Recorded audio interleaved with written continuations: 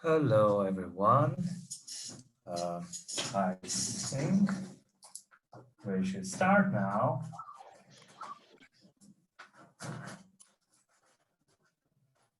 So yeah, well, this week is our final, it's our last homework, if you want to call it.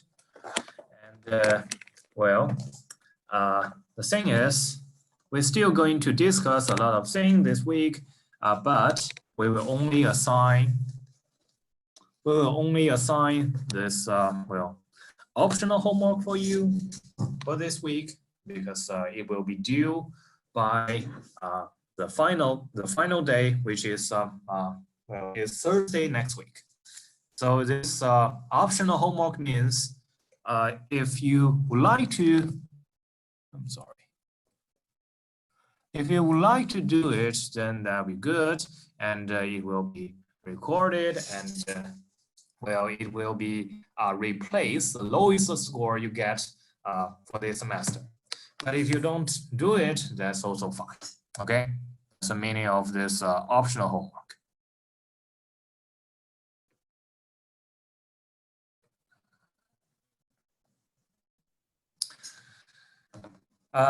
So before we start, maybe I should ask you, so how do you feel about our camera today?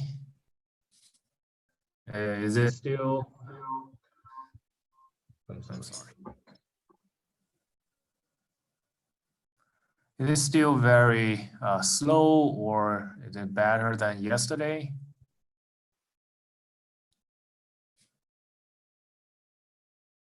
How do you feel about our? Is it?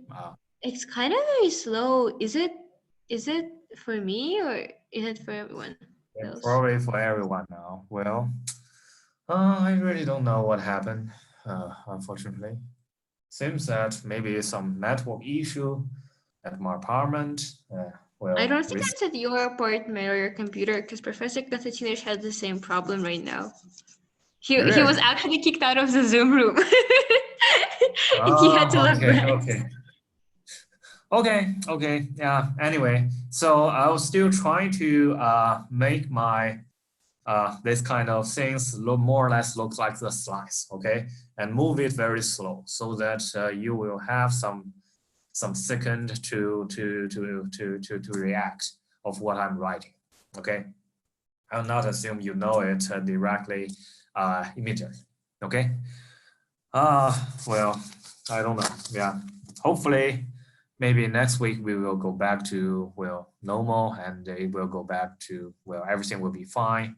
I don't know. Yeah, but at least I hope the sound from me sounds good. Okay, it will not have any delay for my sound. Then we can still continue. Otherwise, then that'll be a problem. It will be a really problem. By the way, did you see the video?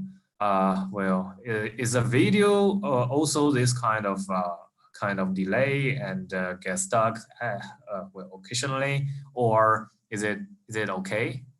Anybody see the video? Watch the video? Not really, sorry. Okay, that's fine. It's okay, yeah. I just want to say if you try to rewatch it, then maybe it will look better than the streaming, right? It might be looks better because it's a different kind of source. So maybe it will be better. Anyway, yeah. So let's continue. And last time we basically introduced so-called the Fourier transform. And we mentioned that if you have the Fourier transform of the function, then you can actually recover your function by the Fourier inverse transform. Okay, and then the result is, well, if you have this kind of heat equation, not on any other bounded domain, but on the whole space, then you can somehow solve it as an initial value problem by doing the Fourier transform in X. not in t, but just in x. Okay, if you do it like that, then we'll take derivative in t is still derivative in t, but take derivative in x becomes the multiplication in c.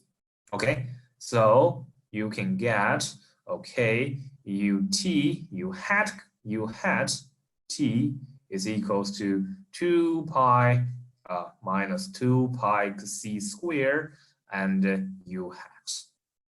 Okay, and then you see that, okay, u hat can be written because it becomes an ODE, so u hat can be written as e to the minus 2 pi c squared t, this kind of thing, times your initial data. Your initial data's Fourier transform, right?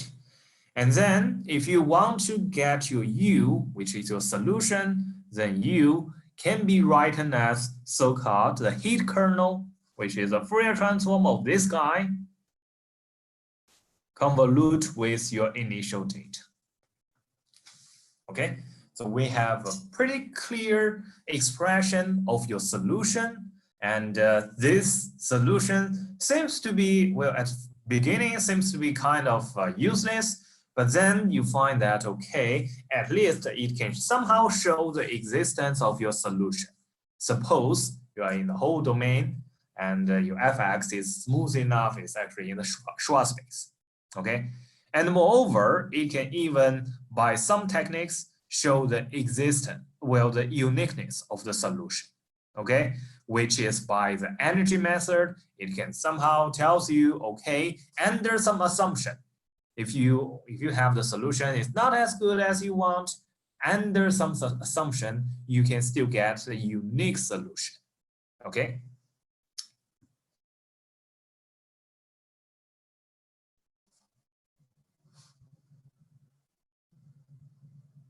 And the uniqueness here, we try to use so-called energy method to prove that, which is we find something and it's physically more or less like the energy, because we are studying a physical situation, right? So we try to find under this physical situation, what is our energy? What is the so-called the potential energy or this heat energy of this temperature? How can you write it? And then, well, you can prove that mathematically, yes, this energy will decay because you have the heat diffusion. Okay, the heat or the temperature, if you consider the line, the domain is everywhere, then the heat will try to go through towards the infinity. Okay, so it will have concentration, will further and further away from the origin, which you can see that from the expression, well, of this convolution. Okay, this is just well, we don't really know whether it's a unique solution or not at this moment, but then it can eventually tell us, okay, the solution should somehow will decay in some sense, decay in t. Okay, and then in that way we can see that, okay, the energy will decay instead of growth, it will decay. And the heat energy will decay, then that means, okay, your solution must be unique, because starting from zero energy, you don't have any other energy you can create, right? This is also, well, match our physical intuition. So which is why we have the uniqueness.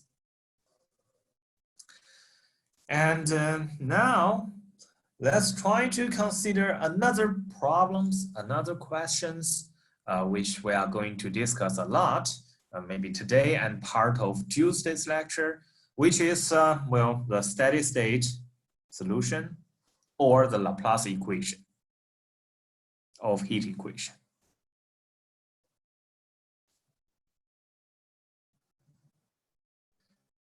In the upper half plane.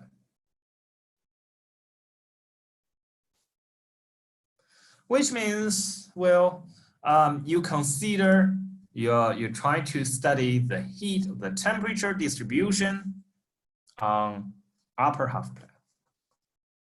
Okay, you assume you have your, well, this is r squared plus, which equals to all the xy such that x is anything but y is greater than 0.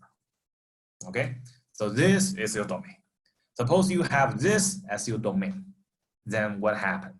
Okay, and well, later we will see more boundary or more domains, properties about this Laplace equation. But now, to make problem easier, we try to study this kind of easier situation for the Laplace equation. Okay, and it is easier because we can, in this case, use the Fourier transform to study it. If it is a general domain, you will see that we may not able to write the explicit solution in that case, but we can still find some similar properties as this kind of upper half plane case. Okay, so well, and you have this Laplace u equals to 0 or partial square partial x squared u plus partial square partial y squared u equals to 0. Okay, this is your equation. And then I may need to give you the initial condition in this situation. And the initial condition is ux0 equals to fx. Okay, starting, well, I gave you the information along this real axis, this real x-axis, this whole x-axis, and then ask you to solve this initial value problem. Okay, and let's see whether we are able to solve it or not. Here, again, if you try to look at this problem, you will find that, okay, although you have some restriction on y, but you do not have any restriction in x, right? So which means we probably want to do, again, the Fourier transform in x again, right? Because we don't have any restriction in x. X can be everything. So we can try to look some transform in terms of x.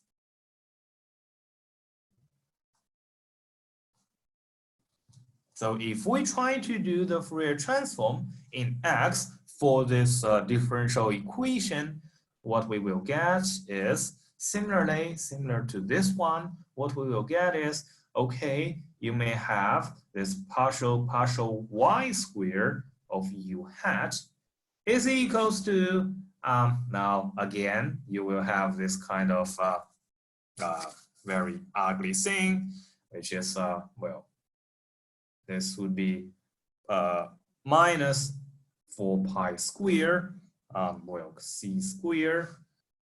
I think I forgot square here. This should be 4 pi square here. Okay, and it should be minus 4 pi square here, 4 pi square c square u hat. Okay, it's cuy and cuy equals to 0. Okay, this is because if you take this this Fourier transform of the second derivative, then what you get is a multiplication. Okay, it's a multiplication by 2 pi I c. And you take a square, then it becomes minus 4 pi squared c squared. Okay, so again, we transfer, after doing the Fourier transform, we transfer a partial differential equation to an ordinary differential equation, which is something we are able to solve.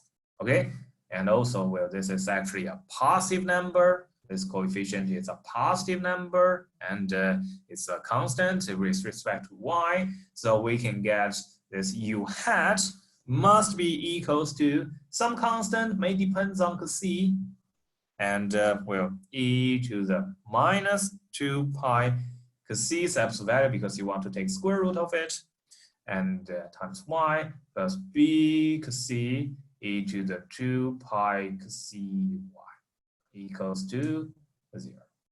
Well, I'm sorry. This is your solution. Okay, this is the general form of your solution with a c and b c is something to be determined. Okay. Now the question is, well, how could us determine what is A C and what is B C? Okay. And now you will see, okay, then maybe if we really want to determine these two coefficients, then probably what we want is, okay, we may want some initial conditions in X defined on this X-axis, but also maybe some derivative in that, right? Some Y derivative of that so that we can determine A C and B C. However, well, this part is still on chapter 5 of our stance book. Okay, I will notice you if we change the chapter. Okay, this is still on stance book chapter 5. So okay, now you only have one initial condition, so probably or one boundary condition. So probably this will not be a consistent problem. Okay, you may not able to find the solution because there are two coefficients or two unknown functions you have to determine. However, if you still remember, then probably we do have another condition that we may need to consider. That is, if we consider this kind of physical problem, then probably we do want another kind of constraint.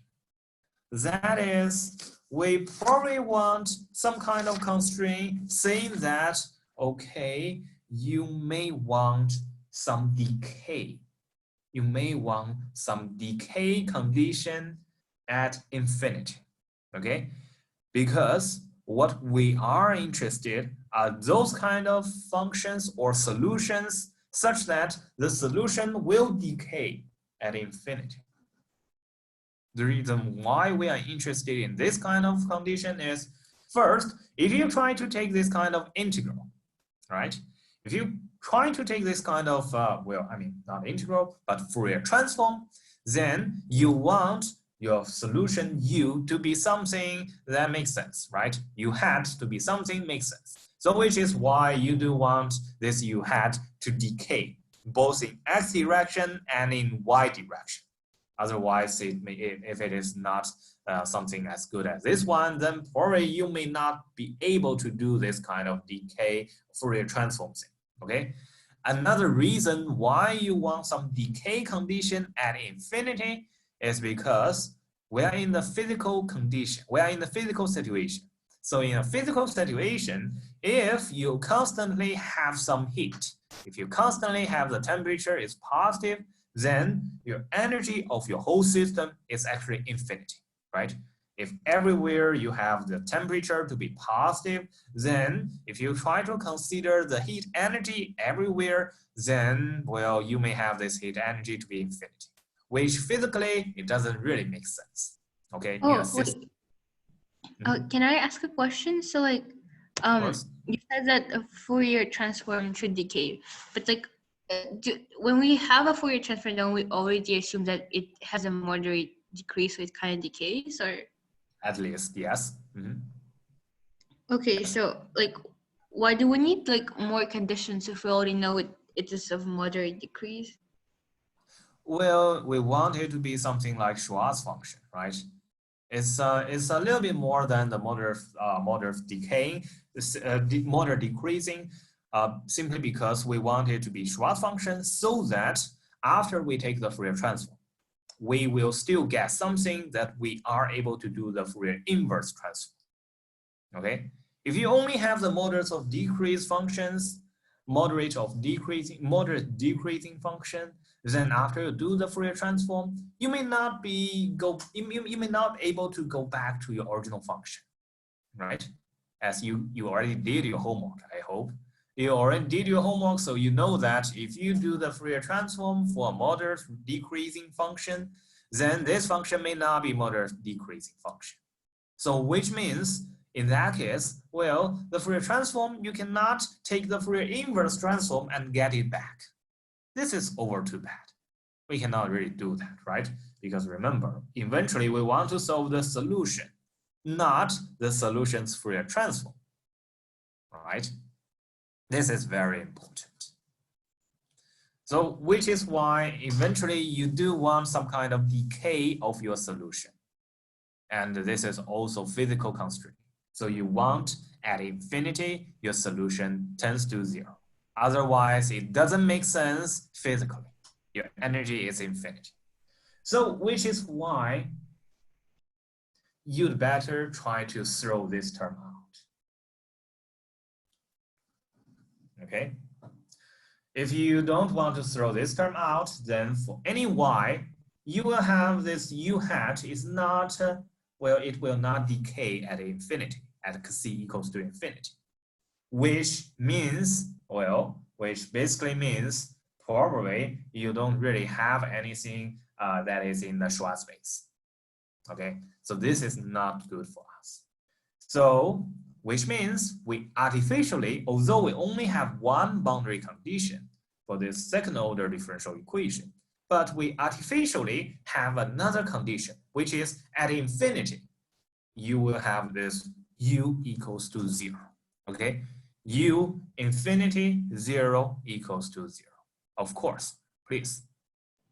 Sorry, you said, so basically if we have a function that's not just in Schwarz space, but it's of moderate degrees, when we take its Fourier transform, like it also should be of moderate degrees, but right?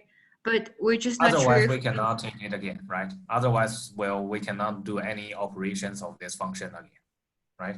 If you only have f in MR,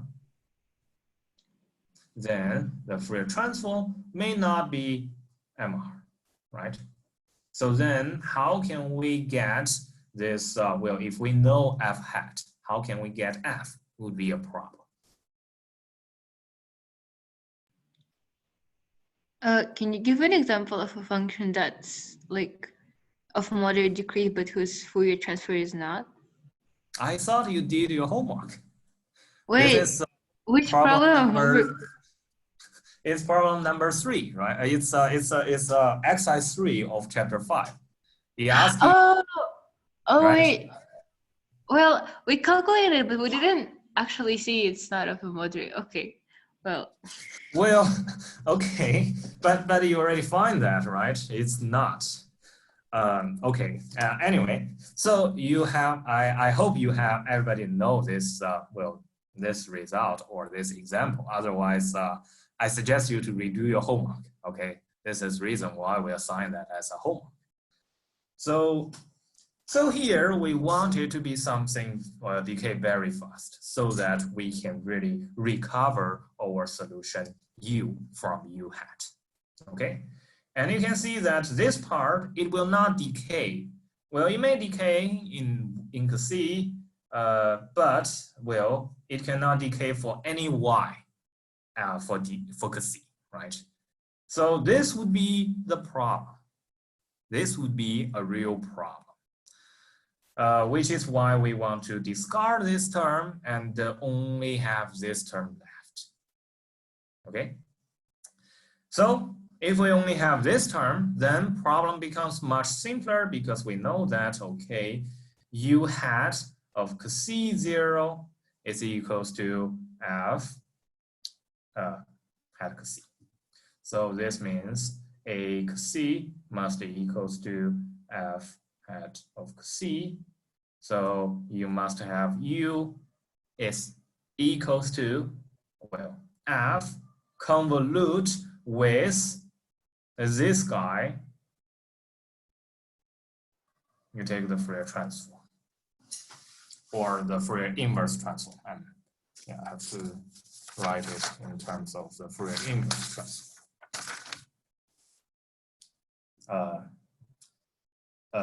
Well, the Fourier inverse transform, it seems that I didn't do this kind of, this kind of notation.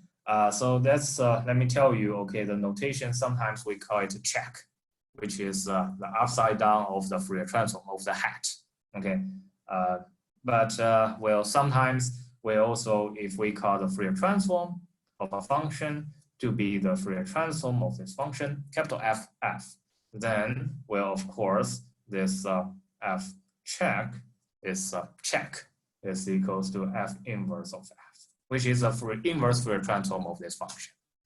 Of course, this is something, well, not something very trivial. This is, we still need to do some calculation, right? So it's not obvious what it is. So let me tell you what it is. How can you write this function in practice? Okay.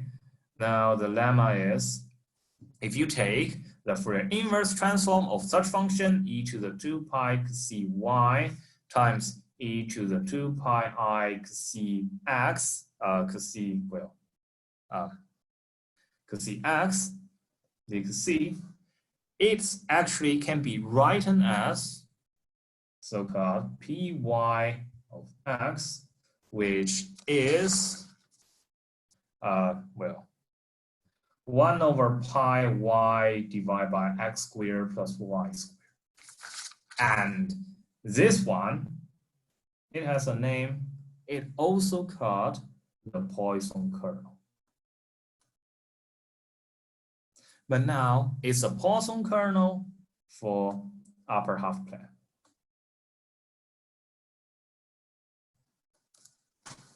Okay.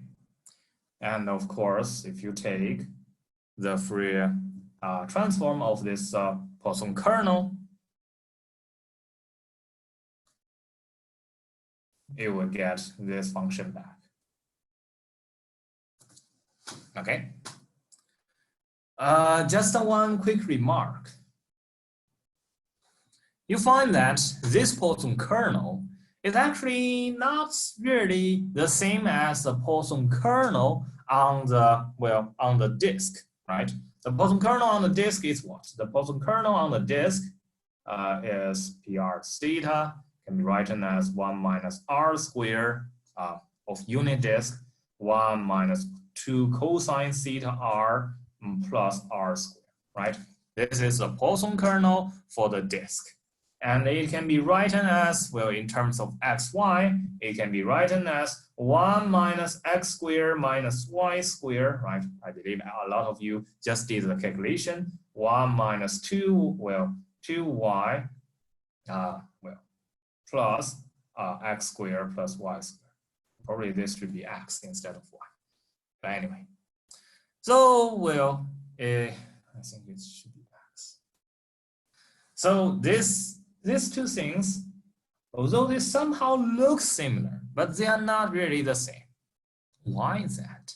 What is the relation between the Poisson kernel for the upper half plane and the Poisson kernel for the disk, for the unit disk? What would be the relation between them? How can you transfer, for instance, from this one to this one and from this one to this one? Well, this is something I hope you will learn in next semester, which is something in complex analysis, which is some map, so-called the holomorphic map, or this the holomorphic map, or some kind of a very, very nice transformation map from a disk to the upper half plane.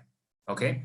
And you can show that in the complex analysis course for any geometric object, two-dimensional geometric object, you can always, based on some topological condition and some smoothness condition, you can always map either upper half plane or this disk to this kind of object, okay, by using so-called holomorphic map. And this kind of map is analytic. This map is analytic, which means it's smooth, it's super smooth. So which means you can use this kind of thing as a change of variable to change this Poisson kernel to this Poisson kernel. Okay, so eventually you get, okay, these are both good things, and it connects the solution for the Laplace equation on the upper half plane and the Laplace equation on the unit disk. Okay, so you will find that eventually they are the same. But that's something in the future you will learn.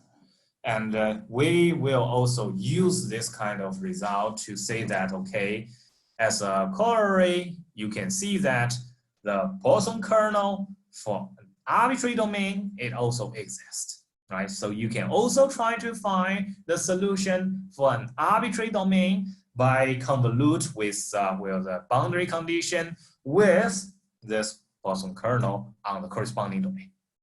Okay, but again, you can only show the existence if the geometric object is something like a flower or whatever things, something like this. Then it's extremely hard for you to find what is this holomorphic map. So it will be extremely hard for you to find or to write down the Poisson kernel correspondingly. Okay. So, well, before we prove the corresponding existence theorems of this Laplace equation on the upper half plane, let's first show this lemma. Okay, let's first prove this lemma, which is you only need to show this must be true. Okay, this integral is equals to Pyx is true. It's actually not so hard. You just need to compute it. The only issue now is you take the integral in c, but c you have as absolute value here. So you have to discuss this integral when c is positive and c is negative. So let's try to do the computation. So for instance, for the positive part, it will becomes e to the minus 2 pi I cy times e to the 2 pi I cx dc. Okay, and then it's actually equals to from 0 to infinity e to the 2 pi I x plus iy c dc. Okay, so you can try to write it as a limit as n goes to infinity from 0 to n, and then try to show, okay, for any n, you can always find the antiderivative of this function, which is e to the 2 pi I x plus iy c divided by 2 pi I x plus iy. Okay, from 0 to capital N and take n goes to infinity. So I will use this notation to represent it.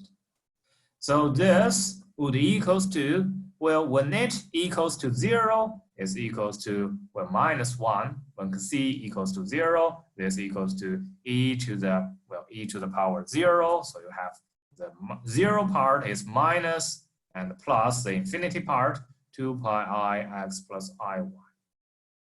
Okay, and you find that at the infinity part, for any fixed x and y, when c tends to infinity, you will always have this guy tends to, this guy is a bounded term, okay? And divide by this guy, it will equals to,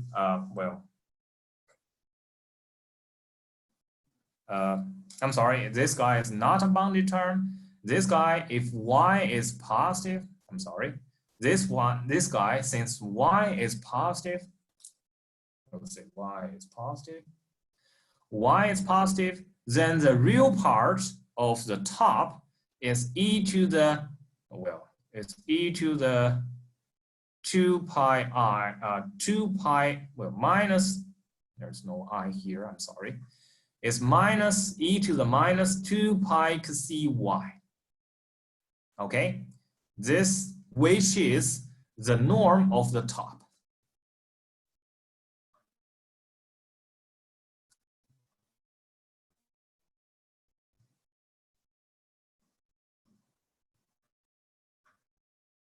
Okay, and this one, it tends to 0 as c tends to infinity. Okay, so which is why at infinity, although this function is not a Schwarz function, but it will still tends to 0. So it's plus 0. Okay, so which is something you can find for the negative part, for this for the positive part, from 0 to infinity. Okay. From minus infinity to 0, this is actually the same thing.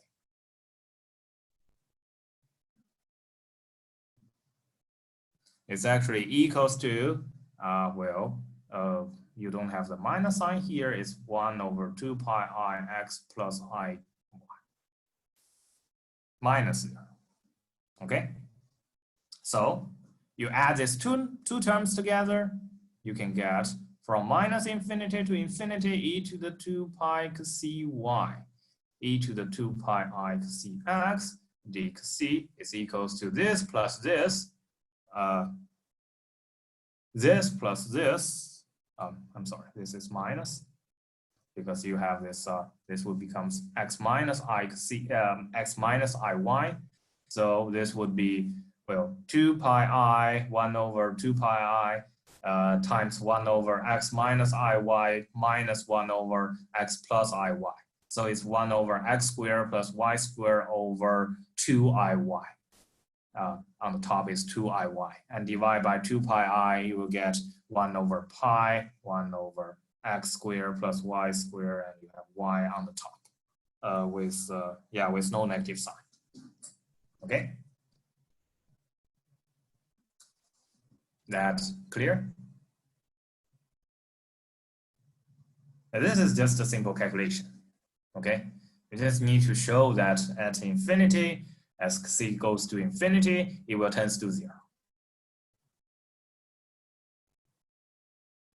But you also find that very easily, as Aya just asked me, this function is actually not a Schwarz function, right? It's just a moderate decreasing function in y and in x.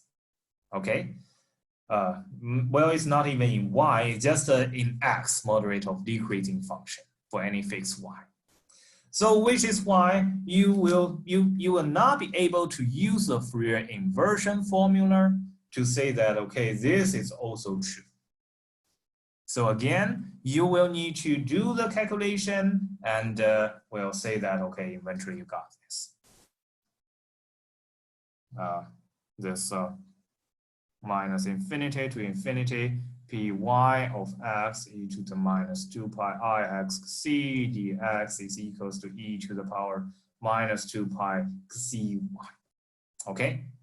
Of course, you can check it is true, or you can also try to prove that for moderate decreasing function, if the Fourier transform or this Fourier transform is a moderate decreasing function, well, then you still have the Fourier inversion formula. Okay, you can either check this one directly, or you can try to check for, in general, this is true. If f and f hat are moderate of both in MR, then, well, this f hat e to the 2 pi I x c, you take the invert, or you take this from minus infinity to infinity is equals to fx. Okay? You can either check this or you can try to prove it directly. Mostly works. So this just to tell us, okay, at least formally, we have u is equals to f convolute with pyx.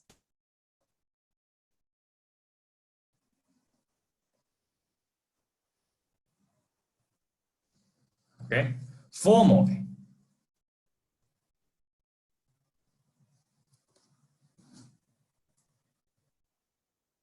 Well, now then the question is whether it is valid or not for, well, for the real initial value problem. And this can be guaranteed by the following theorem. This is the existence theorems for this, Laplace equation on the upper half plane. Okay, so if f is in SR and u is equals to f convolute with pyx, we have first u is in C2 in R squared plus plus u equals to 0. Okay, and the second, you will have this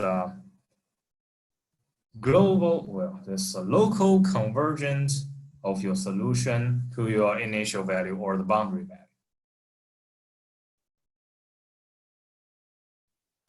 As y tends to 0 plus. And thirdly, you have the global convergence of your initial data, or of your solution to initial data.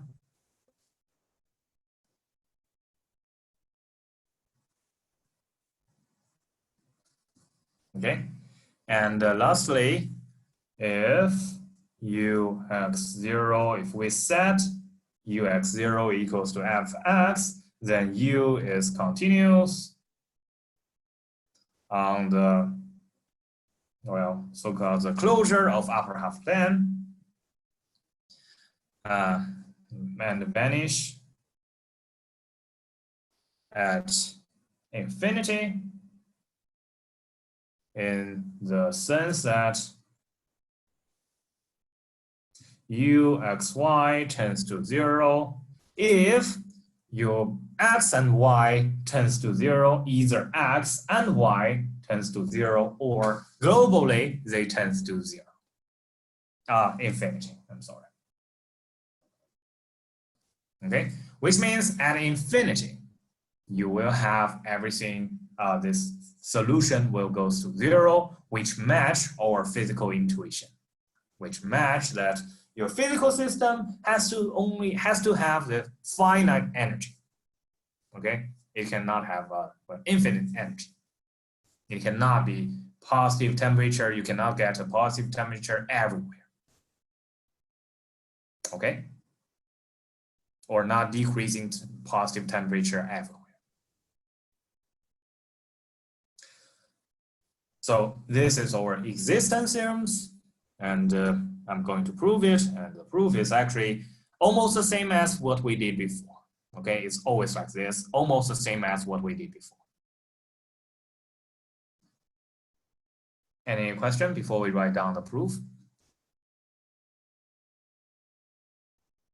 Any question?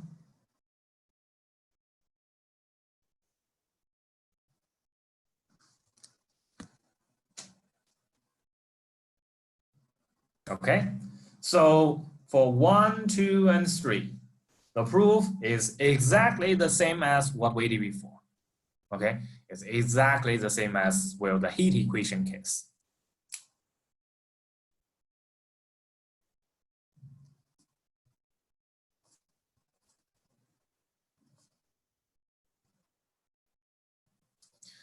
Or, well, of course, you have to check the boson kernel that it is a good kernel in our sense.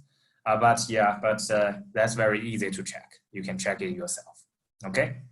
The only thing I want to say something is 4. How can you show the vanishing at infinity? Or how can you show, okay, this artificial additional boundary conditions is also true based on the physical situation? Why this is also true? Okay. Well, we can check it just by look at it. This is equal to from minus infinity to infinity, right? And f, you can write it as fx minus y times y divided by y squared plus x squared. I'm sorry, I shouldn't use y here. So I use t, and this is t dt. Okay. So for this guy,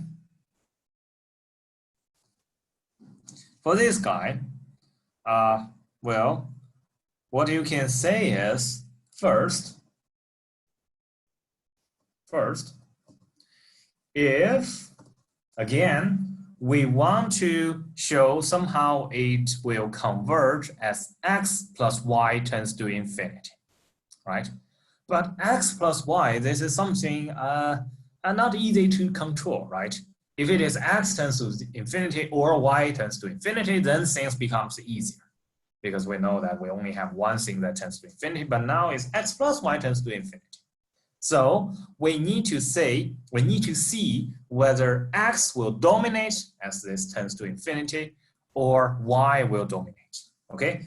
Say, for instance, if x will dominate, at least x will tend to infinity. No matter what y will go, x will tend to infinity in this situation, okay? Then what we can show is this integration can be bounded about by some constant times 1 over 1 plus x squared plus y over x squared plus y squared. By discussing whether t is dominate, whether t dominate or x dominate. Okay, if x dominate, then this term can be bounded about by this 1 over 1 plus x squared, and this term is integrable. Otherwise, if t dominate, then this term can be bounded about by y over x squared plus y squared, and then this term will be integrable. Okay, just as what we do with this kind of integration last time. And then if y dominates, the things will become, well, by the way, if x dominates, then this kind of thing will tend to 0 as x goes to infinity, or as x plus y tends to infinity. Okay, and now if y dominates, then that means x plus y tends to infinity means at least your y should tend to infinity, right? And in this situation, that means, well, you want to control this kind of thing by something like 1 over some y. And what you can show is f convolute with py of x is actually bounded about by something divided by y. Some constant divided by y, okay? Because if py of x, in this case, if you take the primum of x, where x is less than y, it's actually less or equal than some constant divided by y. Okay, here it's actually, well, your x is less than y, so then what you can say is this kind of thing is basically less or equal than c over y. Okay, and this kind of thing is also less or equal than something over 1 plus y squared, which is less than, well, c over y, because your y is bigger. Okay, then, well, as y tends to infinity, this convolution will tend to 0.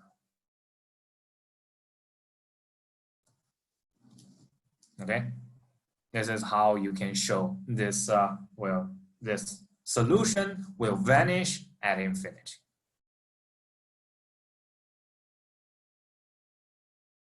Okay, any question?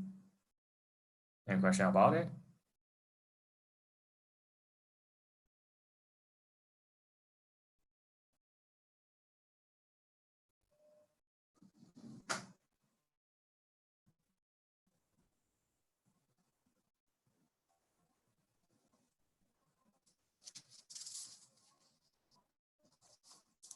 Well, if you are not so clear about this kind of estimates, I would recommend you to try to write it down step by step, term by term, and try to do it again, because this is really useful, I think. It is very useful for you in terms of analysis. Now we do have the existence. And then the next thing we want to discuss is uniqueness, right?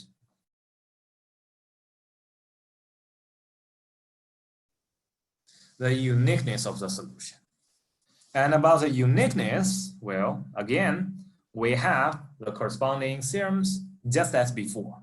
Under some constraint, about the solution, then we must have the uniqueness, okay? Suppose U is continuous on the closure of upper half plane, and Laplace U equals to 0 for x, y in this R plus square, the upper half plane, and U x 0 equals to 0, and plus U x, y vanish at infinity. Okay, then U equals to 0, constantly equals to 0. So this is actually the uniqueness theorems, right? Well, it is uniqueness theorem simply because it can show you the uniqueness of the solution, because if you have two solutions, both satisfy the same initial value or boundary value problems, and you take the subtraction, then the boundary value should equals to 0, and the plus, well, if both of them vanish at infinity, then of course you will also vanish at infinity. So which means if you want to find a solution such that the solution will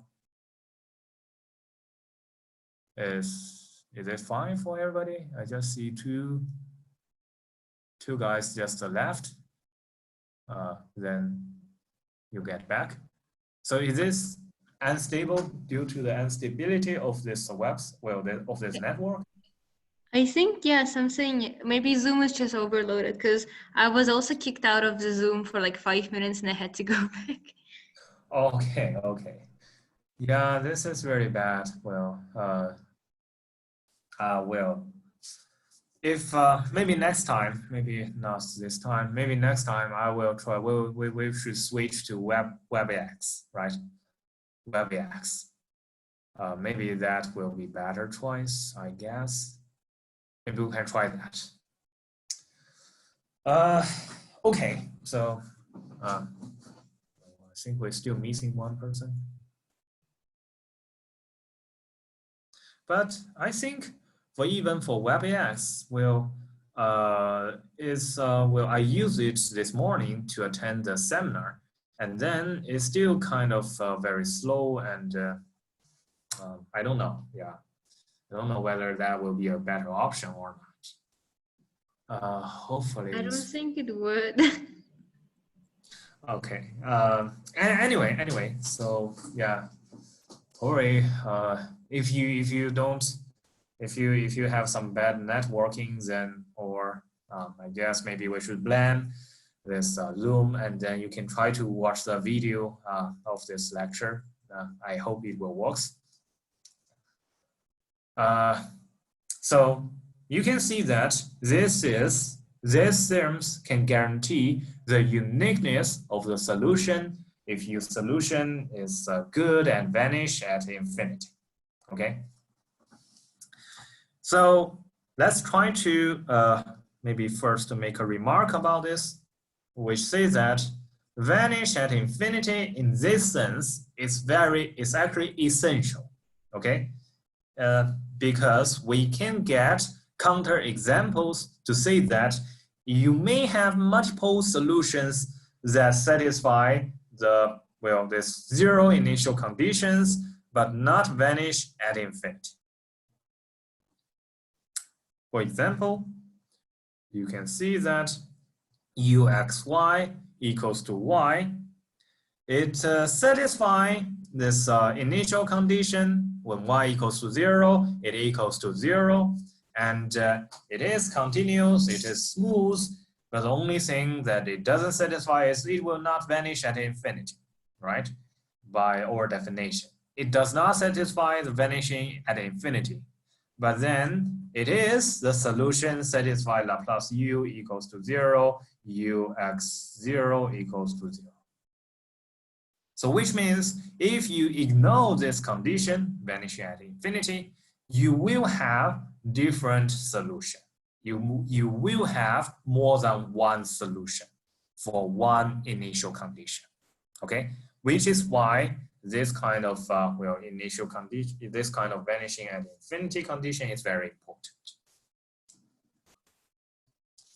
Okay, any question?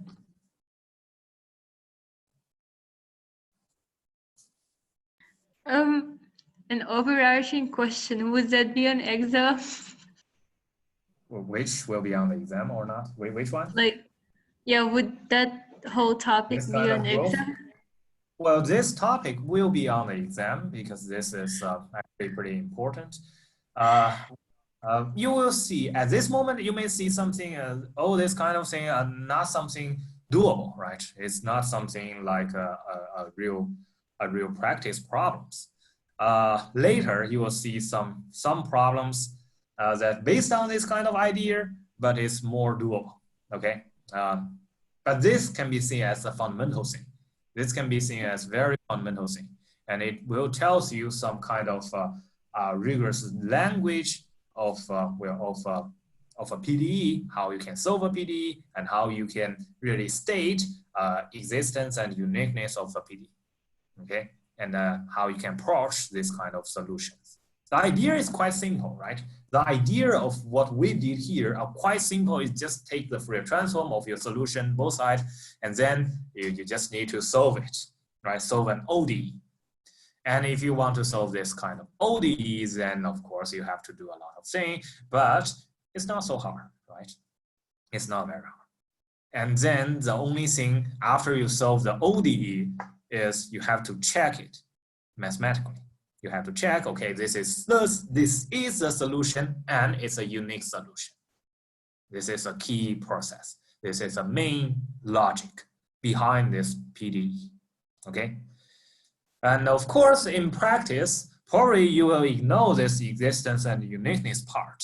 And if you really face to engineer problems, probably you don't really care about whether the solution where you find is a solution or not.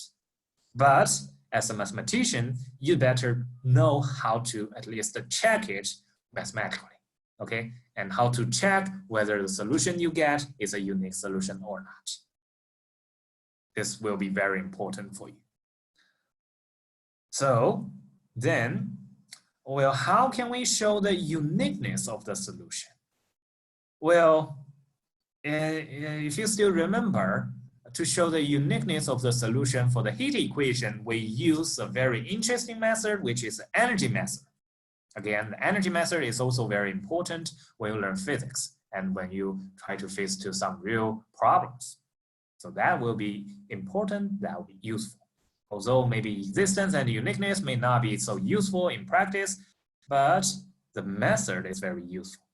Here, to show the uniqueness, you will still have a very interesting method that you might need in the future in practice. And it will tell you a lot of very interesting things. That is so-called, in order to prove this uniqueness properties, you will need so-called the mean value property of the Laplace equation.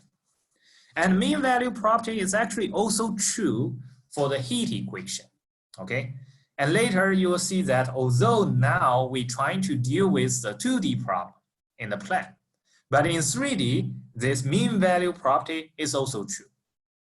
And by the way, so for functions satisfy this Laplace equation, Laplace u equals to 0, we also have another name for it.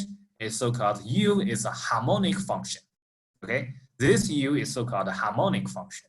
And you'll find that for such kind of harmonic function, no matter what kind of domain you have, no matter what kind of dimension you have, you will always have this kind of mean value property, which is an extremely beautiful property for a harmonic function. It just says that, okay, your harmonic function is something really nice, it somehow looks like a constant, which is like this. Suppose omega or D is any domain. It's an open set in R2. Okay, we just need to be open, which is something like an open ball, which does not have the boundary. Okay, and U is a C2 function, which means you take the second derivative of U, is still continuous. And then will Laplace u equals to 0 in omega. Okay. If the closure of the disk centered at x comma y, let's say this is x comma y, you have a ball. If this ball is inside of your domain, okay, this whole ball, which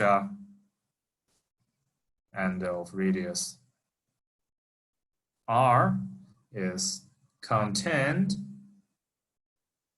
in omega, or that means if for any z,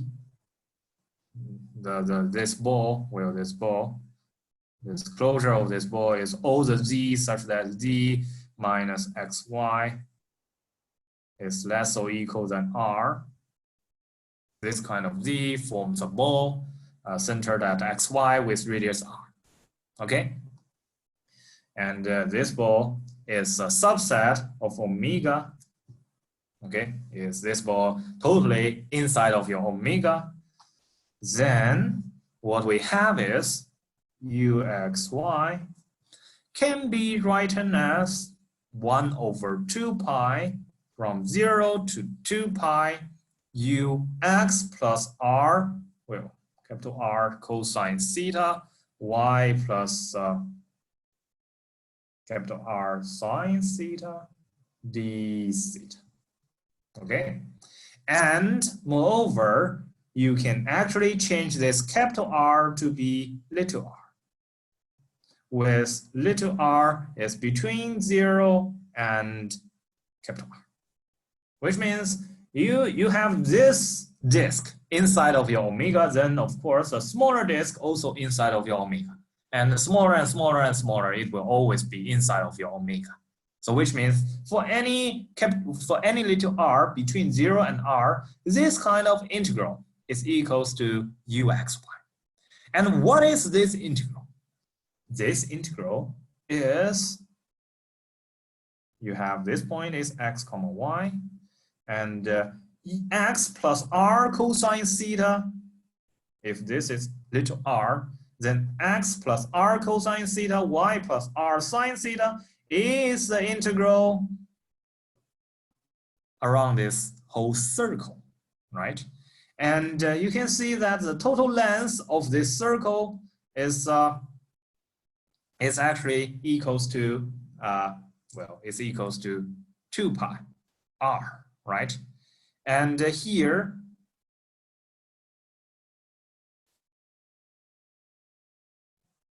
here this is 1 over 2 pi. So of course this is a constant. Well, this is equals to this uxy. That also means well, you trying to take an average of this integral, right? You try to take an average of this integral, then it's equals to uxy. So which means the value of a harmonic function at one point is equals to the average of the point around it. Okay, let me rephrase this. The average, well, the value of the harmonic function is equals to the average of the point that around it. This is a really interesting property about the harmonic function. Okay, and this is so-called the mean value property, which means every point can be seen as the mean value of the circle around it. Okay, so before we move on, any question?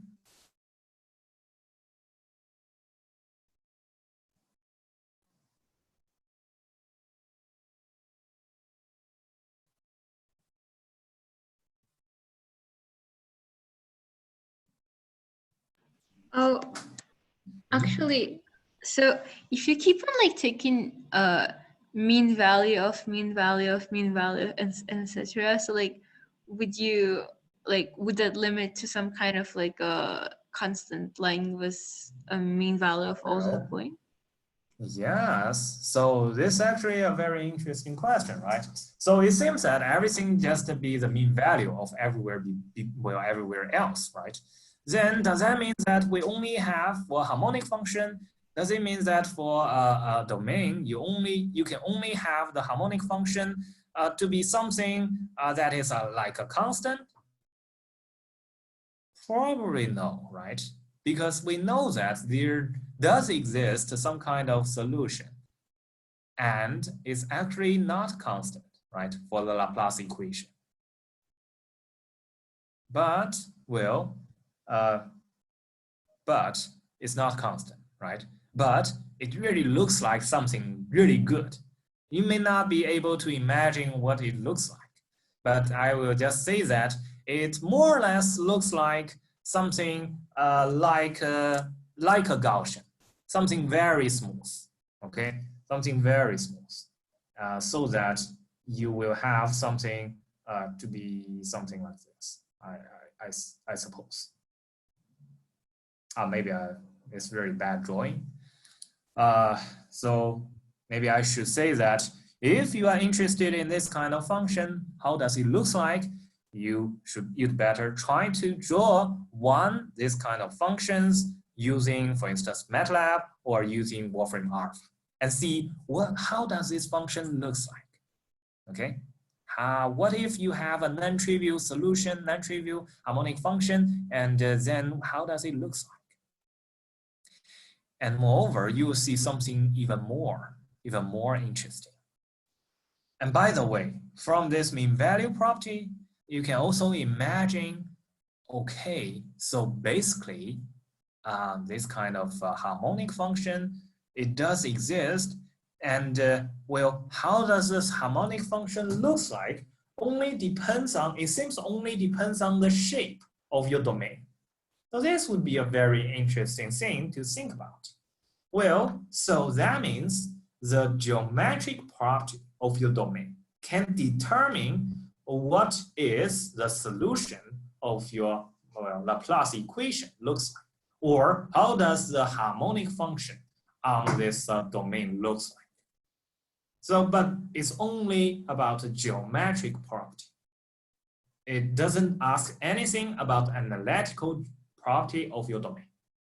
Okay, so more or less, this is somehow very magic because something like topological property or geometric property can determine everything, analytic on this domain.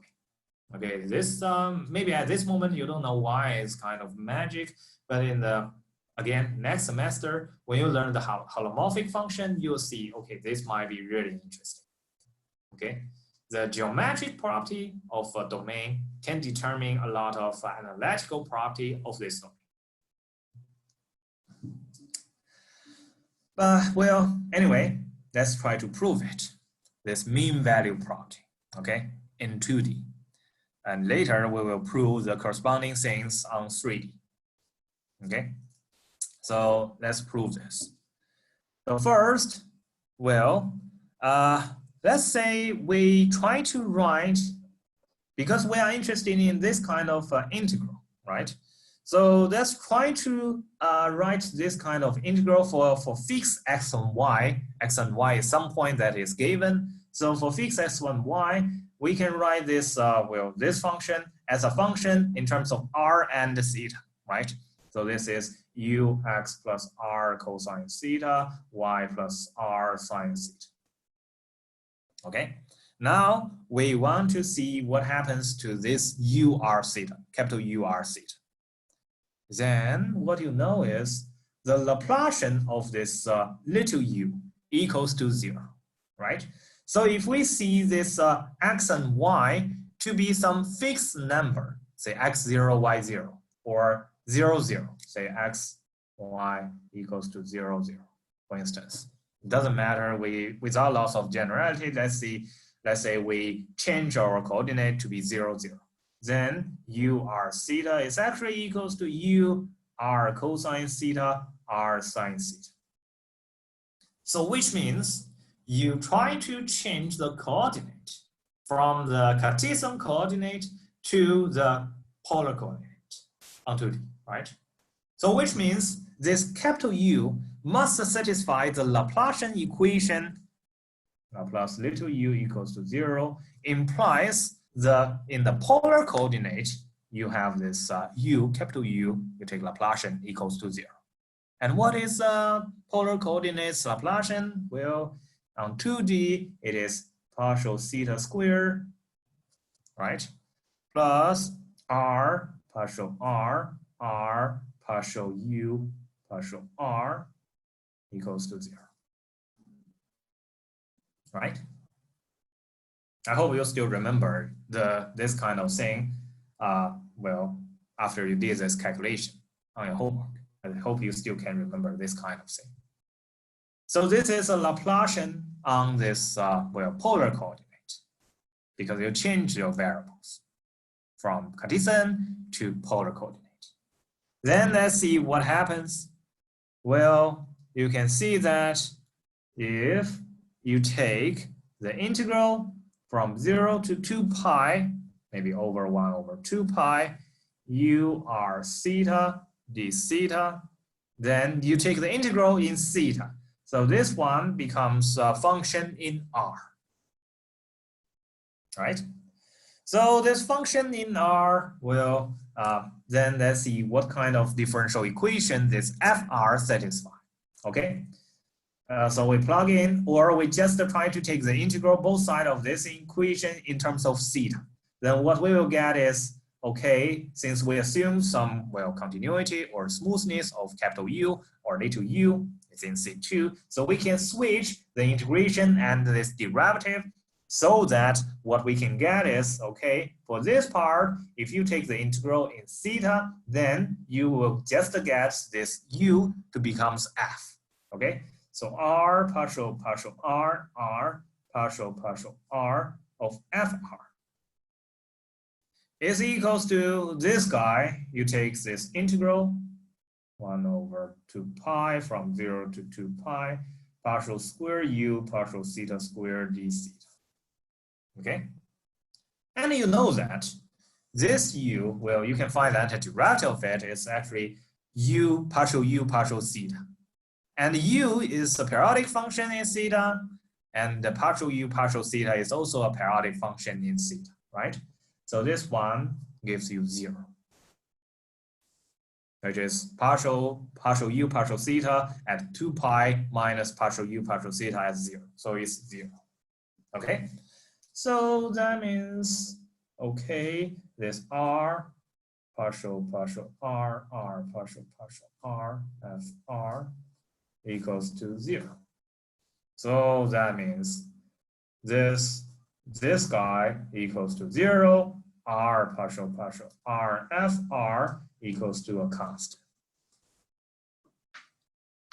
Okay, that clear? So, well, this is a constant for any r. Then it is also a constant when r equals to 0.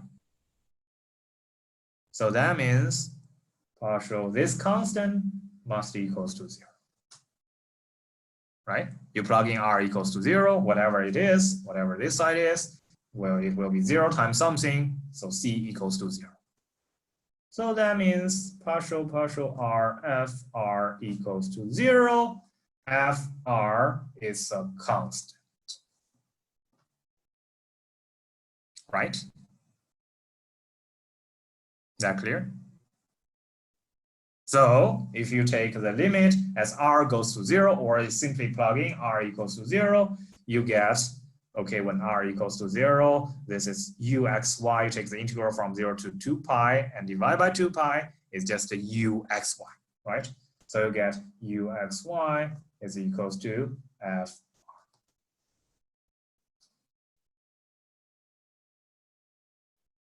So we get this. Any question? Any question? Could you repeat the integration part again? Like in the... Yes, of course. here, you see, you can see that here, right? We have the differential equation. And since we try to take we're trying to discuss what is FR, how can we compute FR? So we take the integral in terms of theta both sides, okay? Then on this side, well, you move this term, this partial square u over partial theta squared to the right-hand side, and you take the integral in terms of theta. What you will get is this one, right? What you will get is this integral of this one. And you can find the antiderivative is partial u partial theta, right? And this function is periodic in 2 pi. So if you evaluate at 0, subtract at 2 pi, you get 0. So the right-hand side equals to 0. The left-hand side, you only take the derivative in r, and you take the integral in theta. We assume u is a smooth function, so you can switch this derivative and the integral, okay? So you can switch this integral to inside this derivative, and then you get, okay, here is actually FR. Okay. Sorry, so I kind of don't know like which point you are pointing at somehow. Okay, like, yeah, that's fine. Let's say this is 1, this is 2. You can see this 1, 2, right? Actually, not yet. Not yet. So let's see. This is 1 prime. This is 2 prime. Okay. Wait for a second. Okay. Did you see that? Yeah. Okay, great. So you can see that, well, if we take the integral both sides of this equation, differential equation, in terms of theta, okay, from 0 to 2 pi. Yeah. Okay. And then what happens is, okay, from 0 to 2 pi, you will get, well, 1 will becomes, I'm sorry, this should be 2 and this should be 1. Let's just switch this 1 and 2 because I name it, I number them well in the wrong way. So then 1 prime will becomes 1, right? It just takes the integral. Yeah. Right? And this part, you can find the antiderivative of it, then the antiderivative is actually periodic of 2 pi, so it's 0. This integral is totally equals to 0, right? And the right-hand side, which is you change from 2 prime, right? And for 2 prime, you take only derivative in r, and you take the integral in theta, right? And you take the integral in theta, but u is continuous, it's actually smooth in r and theta. Okay, so you can switch the integral and the derivative. Okay, so you switch the integral and derivative, then this integral will touch u, and then you take the derivative in r. So which means u change to f by the definition of f. Oh, I see. So like basically we just define f to be like this. Yeah, we just define f to be something we want to study, right? We want to say this fr is equals to a constant. It's equals to u(y), right? Yeah. And we try to find the differential equation of f. Okay. Yeah, got it. Okay. Thank you. You're welcome. So we got this kind of, well, very nice property about your Laplace equation or about your, well, harmonic function. Okay. And based on this, we are able to prove the uniqueness of your solution.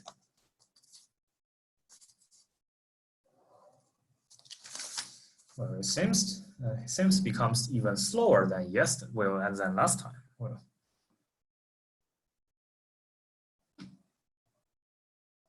okay, we are able to prove the uniqueness of the solution. Okay. Now, if it is not unique, which means if u is not constantly equals to 0, right? Then we want to find some contradiction. This is the idea. Suppose there exists some x0, y0, such that u x0, y0 is not equals to 0. Without loss of generality, let's say it's positive. Okay, if it is negative, then the argument is the same. It's exactly the same. Then you can see that with x0 in R and y0 is bigger than 0. Okay, and if we draw this picture, then we can see that, okay, x0, y0 is somewhere here. Okay. Okay, then, well, let's do the following thing. Okay, first, we know that this uxy will vanish at infinity. Okay, so which means at very far away from this point, you must have your uxy very far away from x0, y0 this point. You must have your uxy is very small. It's not even comparable to, well, it might be comparable to ux0, y0, this number, but it's much smaller than this number. Okay? Let's try to draw a semi-disk of radius, let's say, r. Okay? That contain this x0, y0, and moreover, based on the vanishing condition of u, we can say that, say, uxy is less than, say, 1/2 ux0, y0 for xy is outside of this, well, semi-disk. Let's say the semi-disk is dr plus, which equals to xy such that x squared plus y squared is less or equal than r, and y is greater or equal than 0. Okay? So, which means you have some kind of bounded domain, and on this bounded domain, which is a dr plus, on this part of the boundary, your solution is 0. And on this part of the boundary, which is a semicircle boundary, your solution is very small. Okay, much smaller than x0, y0, such point. Okay, that clear? Then we will try to use the mean value property to get a contradiction, right? You can see that everywhere else, it is very small. Everywhere else is just very small. And in the middle of your domain, suddenly you get something super big. This intuitively must validate our mean value property, right? So we have to say it clearly, mathematically. U is continuous. That means on this bounded domain, it attains is maximum m at some point, say at x1, y1 on the r plus. Because on a bounded domain, your function, your continuous function will achieve the maximum and minimum, okay, at some point. Say ux1, y1 is equals to m. Okay. And moreover, you know that uxy is less or equal than 1/2 ux0, y0, which is less than 1/2 m for xy is in the complement of dr, which is outside, okay? Outside of this semi-disk. It is smaller than this 1/2 m. So what we get is, from this domain, we got some point such that uxy, well, we get every point uxy is always smaller or equal than m, everywhere. If a point is inside of this semi-disk, it is smaller than m, smaller or equal than m. Otherwise, if it is outside, it's smaller or equal than half m. It's even smaller. Okay?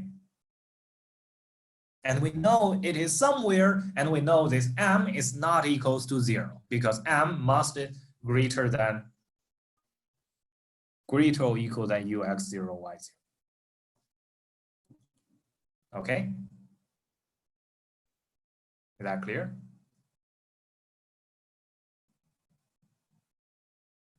So this is just the intuition that, well, sometimes you may not have the peak at x0, y0. So you try to find a real peak and say that, okay, this real peak is impossible to appear inside of this semi-disk.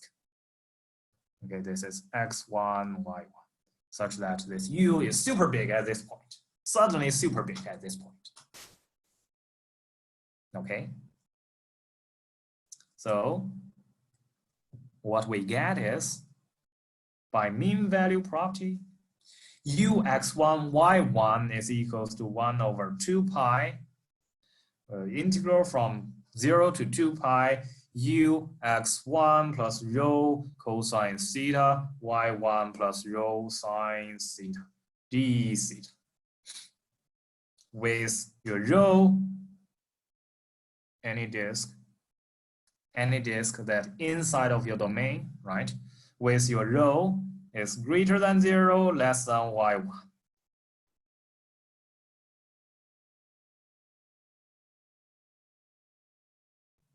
Right? It's very clear. But then we also know that your u is less or equal than m. But it equals to, after you take this average, it equals to ux1, y1, which is m. Right? So that means ux1 plus rho cosine theta, y1 plus rho sine theta, well, sine theta is equals to m for any rho between 0 and y1 and any theta. Otherwise, you don't really have this, well, it's equals to m, right? So it's equals to m everywhere, any kind of ball, any kind of disk that contains x1, y1. So which means we have a lot of things that equals to this m value. So which means if we take rho goes to y1, we try to approximate this point, say 0, y1. We try to, we try to approximate to the boundary point, which is x1, 0. When rho goes to y1 and theta equals to pi, this x1 plus rho cosine theta, y1 plus rho sine theta will approximate to x1, 0 on the boundary. But your solution is continuous. So you still get ux1, 0 equals to m, which is positive. This is a contradiction. Okay.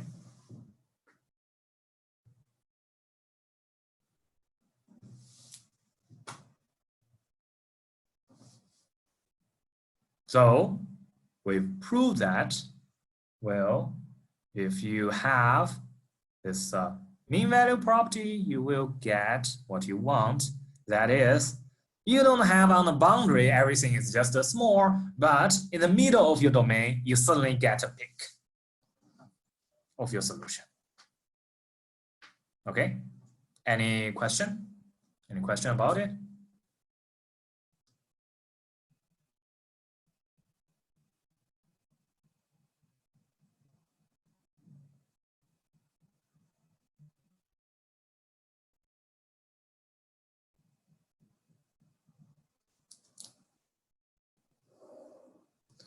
So the idea is just, well, somehow very similar, I guess, to the idea I just mentioned, okay, if everything is just taking an average, then it seems that everything will go to a constant, right? Everything should be a constant. So here, yes, if you do have something maximal in the middle of your domain, then yes, probably you should get something like, well, everything will be a constant. This is another very interesting property about a harmonic function, which is so-called the maximum principle, which says that if you want to get the maximum value of your harmonic function or the minimum value of your harmonic function, it can only achieve on the boundary. It cannot be get on the center or the interior of your domain, which is something I'm going to discuss after the break. Okay, so after break, we will discuss about the 3D version of the mean value property of a harmonic function and also the maximum principle of a harmonic function. Okay, so let's have a break and we will resume at 41. I didn't open. I'm so sorry. It seems that I forgot to record it, to resume the recording. We may lose like half hour. Sorry about that. Fortunately, we don't discuss a lot in math in this half hour. We just discuss well, something about the maximum principle and the mean value principle, mean value properties in 3D. Okay, I think it's still understandable without this half hour. Sorry about that. It's my fault. Well, I should try to double check that, well, next time. Sorry about that. So, well, about the maximum principle, which is if you have a harmonic function, then this harmonic function must achieve the maximum or the minimum value on the boundary, and it cannot achieve in the middle of your domain. This can easily give you the uniqueness of the solution for the Laplace equation for arbitrary domain. Okay, not only for the upper half plane. So you can see that easily by the same spirit as we did for the upper half plane. Okay, you do the subtraction and then you can see that, okay, then the boundary equals to 0 means inside of your domain, you must have everywhere equals to 0. Otherwise, you get a contradiction, right? So the only thing we need to show is we have to show the maximum principle, but I will not show it very carefully. I will not show it very rigorous. I'll just tell you the idea of the proof, especially for the strong maximum principle, which is if you have some maximum, if the maximum value achieved in the middle of your domain, then you must get this solution is a constant. Okay, I'll not show it rigorously, mathematically, simply because we don't really define topologically what is a connected domain. So I'll just tell you the idea of the proof.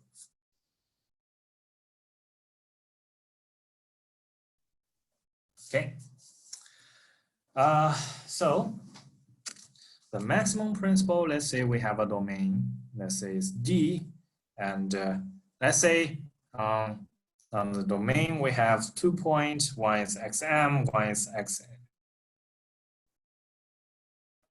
In the future, we will say that these 2 points are either maximum value, this is M, capital M, this is little m. Okay, I'll show, well, later you use a notation to say that, okay, one is the maximum value of the boundary, one is the minimum value of the boundary.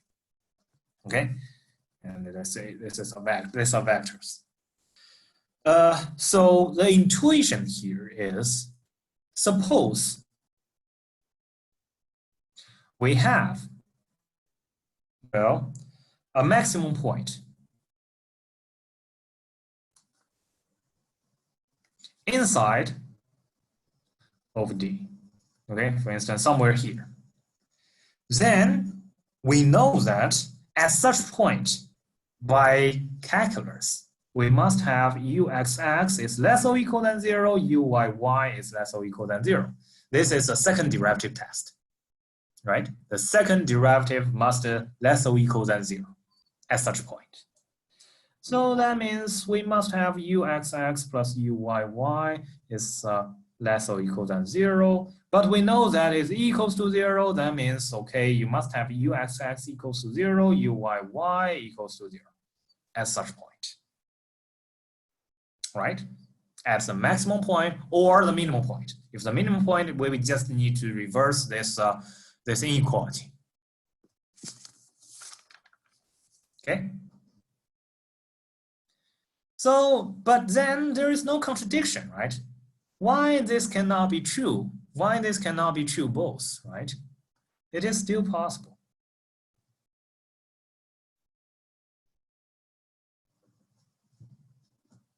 Then, for the weak maximum principle, what we're trying to do is we will try to make a small perturbation of U.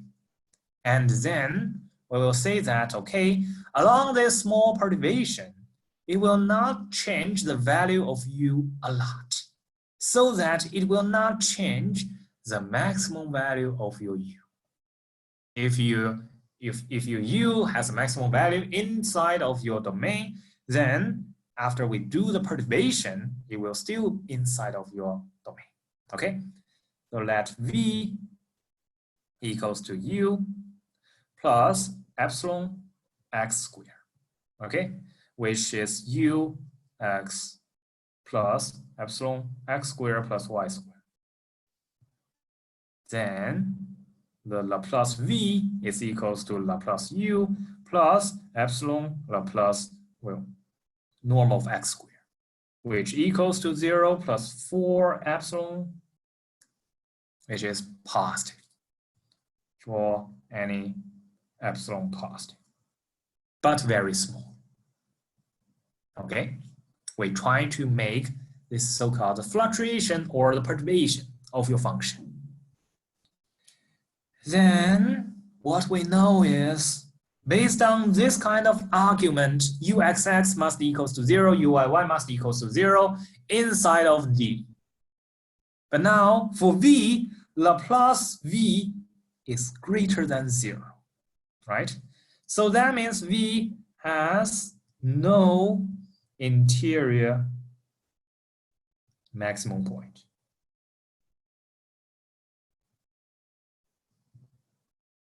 Inside of D.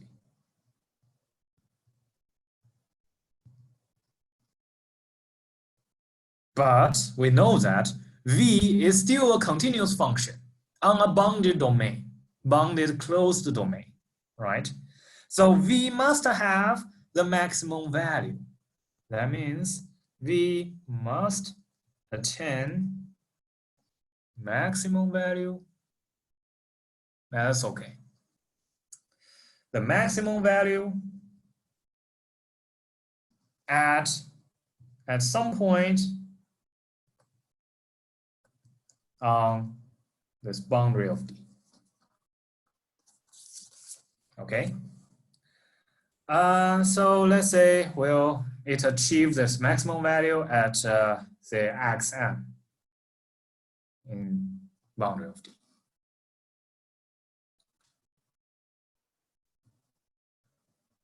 Then we know that, okay, for any x in this D, in this interior of D, Ux is less or equal than Vx, is less or equal than Vxm,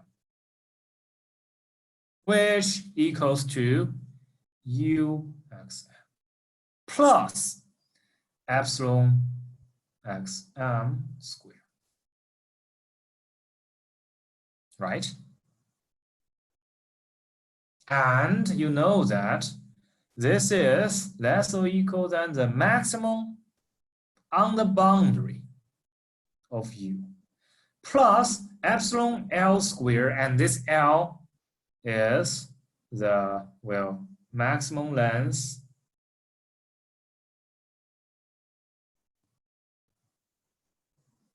from the, well, from this boundary of D to origin. Because you have a bounded domain, so this must be a bounded value. This L must be bounded. Okay. So is that clear for everyone?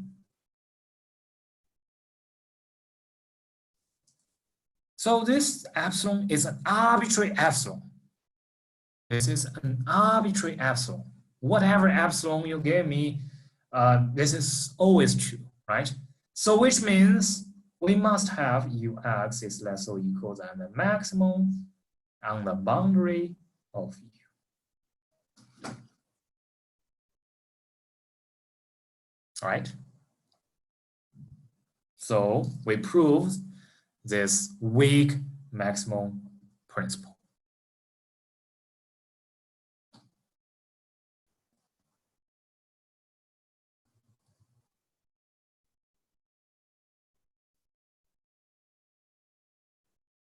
Of course, you can prove the minimum the same way as this, right? Just reverse all the inequalities and you get the result you want. Any question about this part? Sorry, like at the very beginning, maybe second line, why do we get uxx less or equal to 0 and uyy less or equal to 0? Well, because this x at this point, say x0, let's say this point is x0, okay? If x0 is a maximum value, you achieve the maximum value at x0, then by the second derivative test, right? The second derivative of u must be negative or non-positive because it's a critical point, right? We know that ux at x0 must equals to 0 and uy at x0 must equals to 0. It must be a critical point because it's achieved the maximum, right? And meanwhile, you know that we can have another thing to check whether it's maximal or minimal. That is the second derivative test. If your function is concave up or concave down like this, then this point must be the minimum. Otherwise, if a function looks like this, it's a concave up function, then it must be a maximal, right? This is so-called second derivative test. So which means if you take partial xx, evaluate at x0, because, well, it is a maximum point. It is also, if you fix y, then it is a maximum point. So which means if you take second derivative and evaluate at this x0, it must be the, well, convex point or the concave point, right? This is so-called the second derivative test. So this must be like this. If you try to see this function u as a function only in x, not in y. I see. If you see this function as a function only in y, not in x, you get uyy. At this point, must also less or equal to 0. Okay? Yeah, got it. And by the way, like, why is it possible to construct this kind of Vx? Because I kind of like, you know, stuck during that moment, so I didn't know what you write there. Okay, so we want to make a slightly like perturbation. We want to change u a little bit, right? This is because we don't know, well, it is possible to have this uss and uyy both equals to 0 because you already have that. So we want to change u a little bit. And so that you change this u a little bit, it doesn't really change the value of u a lot. Okay, so that if originally your u has a maximum interior of your domain, then you still get the interior to be the maximum. Otherwise, if it is on the boundary, then it's still on the boundary. This is the idea. And we want the perturbation to be as easy as possible. Which is why we plus something like x squared plus y squared, so that it's very, very easy to compute the Laplacian. It's just 1. And it can guarantee that your Laplace v at this moment, it is impossible to have vxx equals to 0 and vyy equals to 0 inner part of your domain. Yes. Then where does the 4 epsilon comes from? Why is it 4? Yeah, it's this one, right? You take partial xx of this function twice, then it's 2x, right? And take it again, then it's 2. This is partial xx of this function, right? Mm-hmm.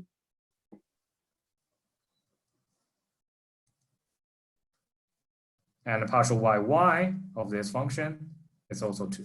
Maybe I should say this function is a vector. Okay. Okay. So you get 4. Mm-hmm.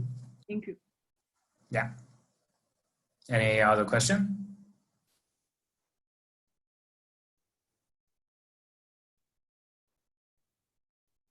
So we get the weak maximum principle.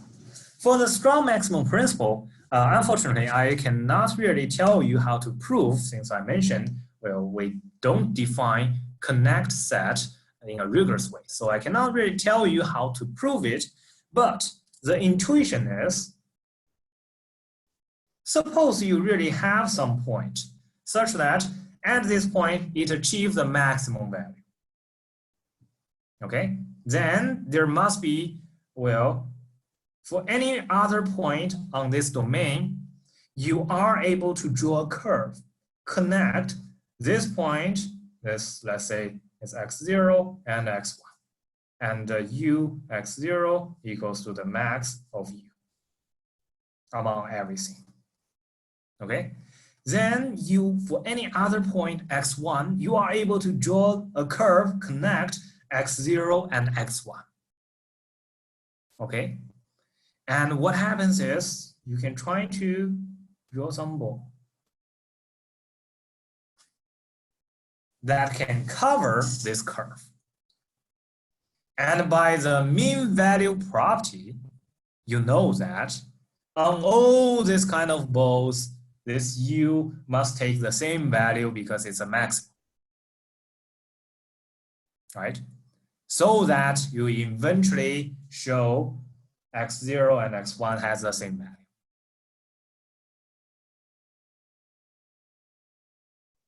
Right? So we are done. So we show that for any 2 point, your functions, your functions share the same value.